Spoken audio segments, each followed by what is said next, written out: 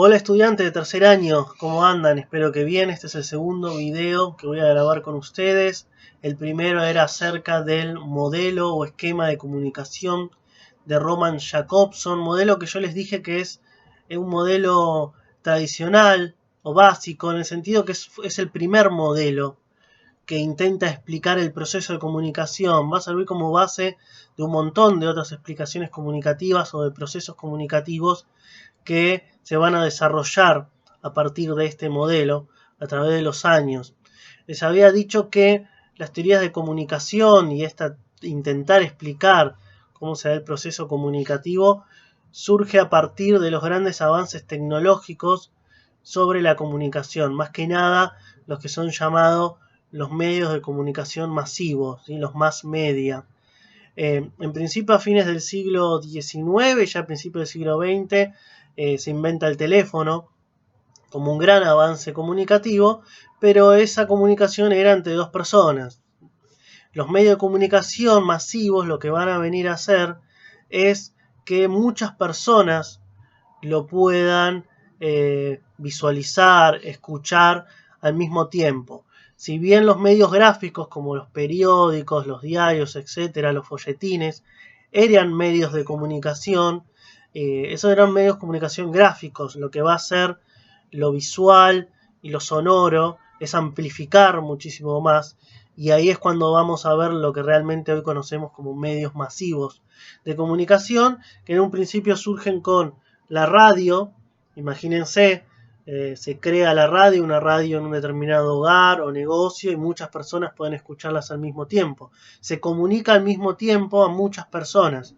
Después surge un avance enorme que es la televisión, ahí ya cambia absolutamente todo, porque no solamente es una cuestión sonora, de que lo escuchamos como en la radio, sino que ahora tenemos la imagen, el cuerpo también comunica, los gestos también comunican. Y después tenemos el medio masivo de comunicación, que es el Internet, donde cada uno desde sus computadoras puede hacer masivo una información, y hablar ya del surgimiento de los celulares y el Internet unidos, ¿no? Donde uno puede justamente grabar este video, como estoy haciendo, subirlo a YouTube y le puede llegar a cualquier persona que quiera ingresar o que encuentre este video. Ya estamos hablando de un medio de comunicación totalmente masivo, el Internet, que puede llegar a cada uno de los hogares. El tema es que justamente al poder llegar a muchos hogares, esos medios de comunicación masivos tienen un gran poder sobre la opinión de las personas. Son productores de opinión. Si ellos muestran una realidad o informan sobre algo, están construyendo una realidad determinada. Ellos te cuentan cosas, pero no te cuentan otras. Entonces vos, como televidente, oyente, solamente podés escuchar o informarte sobre lo que ellos transmiten, pero no sobre lo que no transmiten, etc. Entonces hay selecciones. Uno selecciona lo que quiere informar dependiendo de muchas cuestiones, ¿sí? Culturales, ideológicas, políticas, etc. Entonces era muy importante empezar a estudiar, en principio, el surgimiento de estos grandes medios de comunicación masivos, y después las intenciones de cada medio de comunicación masivo. Por eso es fundamental el surgimiento y el estudio de la comunicación y todas las teorías comunicativas que van a surgir, tanto de Roman Jakobson, pasando por Kerbert Orecchioni, que es lo que vamos a ver ahora, pasando también por Umberto Eco, etc. Vamos a hacer hincapié fundamental. Yo igualmente todo esto del sistema de comunicación, la comunicación en sí, lo vamos a ver todo el año cuando veamos textos argumentativos, publicidad, propaganda. Cuando veamos todo eso, indudablemente las teorías comunicativas van a atravesar todas esas cuestiones, las teorías comunicativas, lingüísticas, etc. Vamos a explicar Kerbert Orecchioni, que yo les había pasado la semana pasada, un breve texto que explica algunos de sus puntos más importantes. No les había dado ejercicios con respecto a Kerbert Orecchioni porque mi idea era poder hacerles este video para poder profundizar un poquito más, porque quizás es un poco más complejo, es más complejo que Roman Jakobson, porque justamente Kerbert Orecchioni lo que hace es tomar ese modelo de Jakobson y profundizarlo. Estamos hablando del modelo de Jakobson en los años 30, 40, Estamos hablando del modelo de Keba Orecchioni ya en los años 60, donde ya había surgido la televisión, ¿sí? Entonces, estamos hablando de teorías de diferentes momentos históricos con los diferentes avances históricos. Hoy hay teorías que están estudiando los medios de comunicación del celular, la internet, etc. ¿Bien? Entonces hablemos de Keba Orecchioni. Su modelo en principio es similar al modelo de Jacobson en el sentido que tiene un emisor, un receptor, un mensaje, un canal, un referente. ¿Sí? En eso estamos igual. Lo que le va a sumar Keba Orecchioni es el tema de codificación y decodificación. Cuando uno es el emisor, hay un proceso de codificación, y cuando es el receptor, un proceso de decodificación. Ahora vamos a ver qué significa esto, dependiendo justamente de ciertas capacidades o competencias, como lo llama Keba Orecchioni, tiene el emisor y el receptor. Habíamos hablado antes en el video anterior que el contexto es muy importante, saber dónde me estoy comunicando. Es muy importante saber con quiénes me estoy comunicando para poder construir el mensaje, y es muy importante saber cuál es la intención que tiene el otro o que tengo yo cuando quiero comunicarme. ¿Qué quiero que el otro sepa? ¿Qué quiero que no sepa? ¿Quiero influirlo? ¿Quiero manipularlo? Etcétera, ¿no? Diferentes cuestiones que se pueden dar en ese mensaje. Entonces vamos a ver que Keba Orecchioni dice que en el lado del emisor, en el lado del receptor, hay competencias. Pongámosle que competencias son capacidades que tiene el emisor y que tiene el receptor, y que influyen directamente en la producción del mensaje, tanto del que produce el mensaje, el emisor, y el que lo recibe, en la interpretación del que recibe ese mensaje. Es muy importante porque no siempre la comunicación es efectiva, no siempre la comunicación se da como uno quiere, no siempre la intención que uno tiene en comunicar es interpretada del otro de la manera que uno quisiera que fuese interpretada. Entonces ahí se ven en el sistema de comunicación que hay ciertos cortocircuitos, ¿no? Que quizás yo tengo una intención y el otro no la recibe con intención. En el sentido, yo doy un ejemplo muy claro. Si uno cuenta un chiste que tiene el objetivo de hacer reír al otro y el otro no se ríe, es porque el otro interpretó de otra manera ese chiste, o no le da gracia porque lo interpreta de otra manera. Entonces mi objetivo de hacer reír no funciona, entonces el chiste deja de ser chiste, porque si el otro no se ríe, no es un chiste. ¿Se entiende? Uno tiene la intención de que sea un chiste, pero si el otro no se ríe, no es chiste. Bueno, esas cosas se dan en la comunicación. Vamos al modelo de Keba Orecchioni, vamos con el emisor. Tenemos las competencias lingüísticas. ¿Sí? Competencias lingüísticas que tiene que tener el emisor y el receptor. Hace hincapié a lo que es la capacidad gramatical o la capacidad de querer expresarse bien, escribir bien o hablar correctamente, entre comillas, ¿no? Si yo hablo mal, si yo escribo mal, indudablemente el otro no me va a entender. Quizás sí me entiende algo, pero no me entiende del todo. Los mensajes WhatsApp, si yo escribo mal, el otro no entiende. Entonces uno le pregunta, ¿qué me querés decir? ¿Qué me estás diciendo? ¿Entiende? Entonces uno tiene que tener la capacidad de escribir medianamente bien, hablar medianamente bien, porque si no, el otro no te entiende. Entonces el objetivo de tu mensaje no funciona. Después vamos a hablar de las competencias culturales e ideológicas. No, antes las competencias no lingüísticas, perdón. Las competencias no lingüísticas son llamadas también paralingüísticas. Tiene que ver con los gestos o las muecas. Los gestos, las muecas, etcétera, la posición de las manos, nuestra posición, los ojos, las muecas que hacemos con los ojos, etcétera. Todo lo que es lo corporal, lo gestual, también comunica.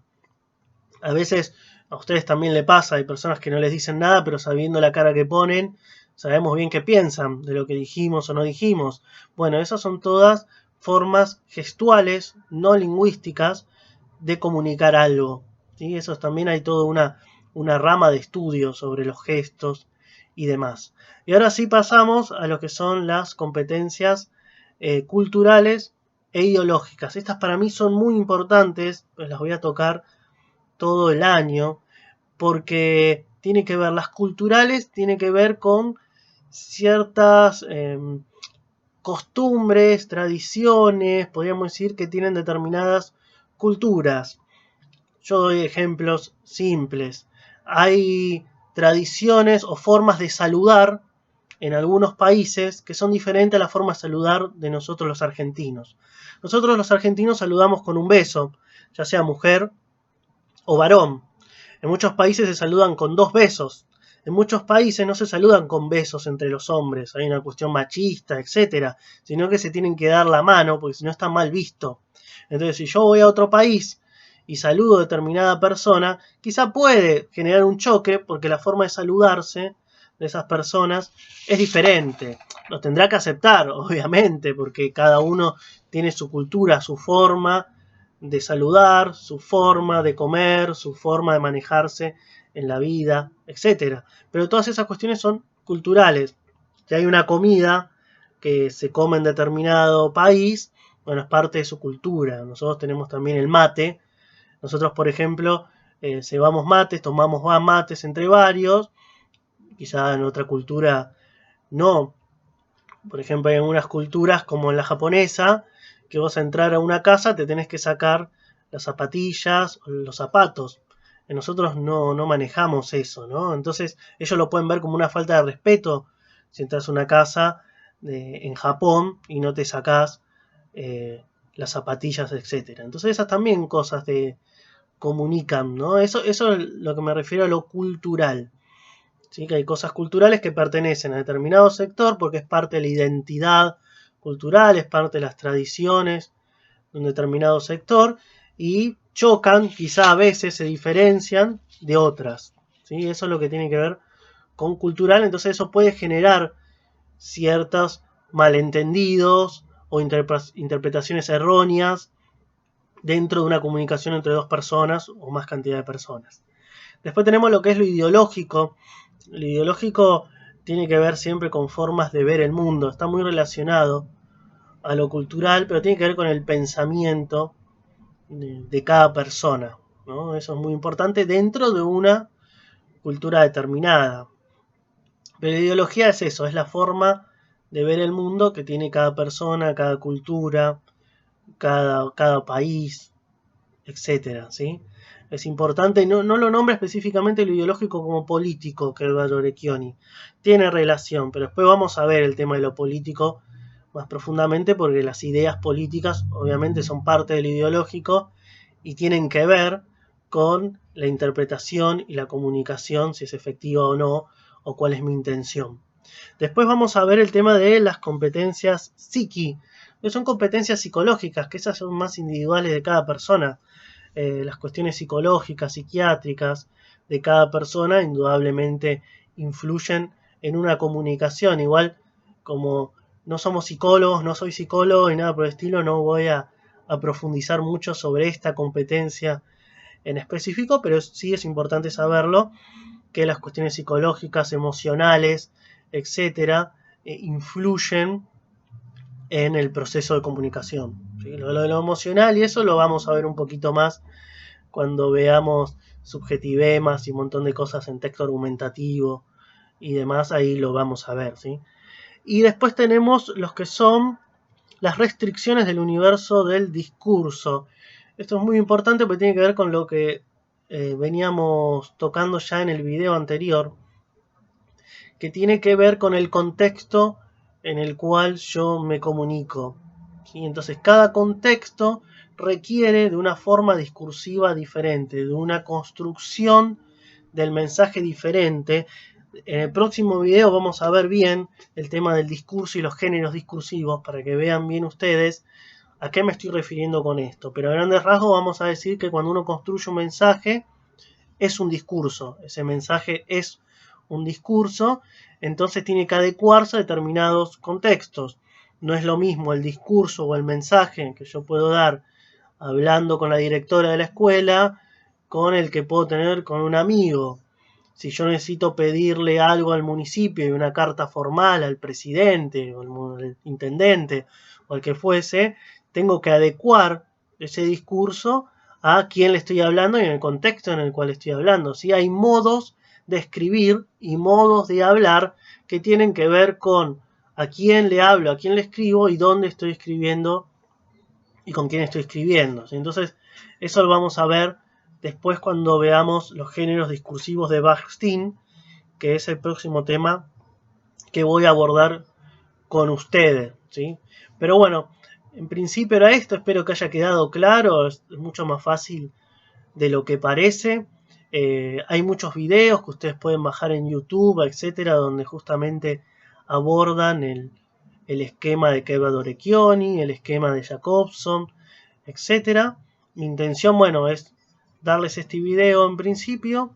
Ya estaré dándoles algún tipo de ejercicio con respecto a géneros discursivos, pero primero les voy a mandar un archivito sobre los géneros y un video para que ustedes sepan de qué nos estamos refiriendo.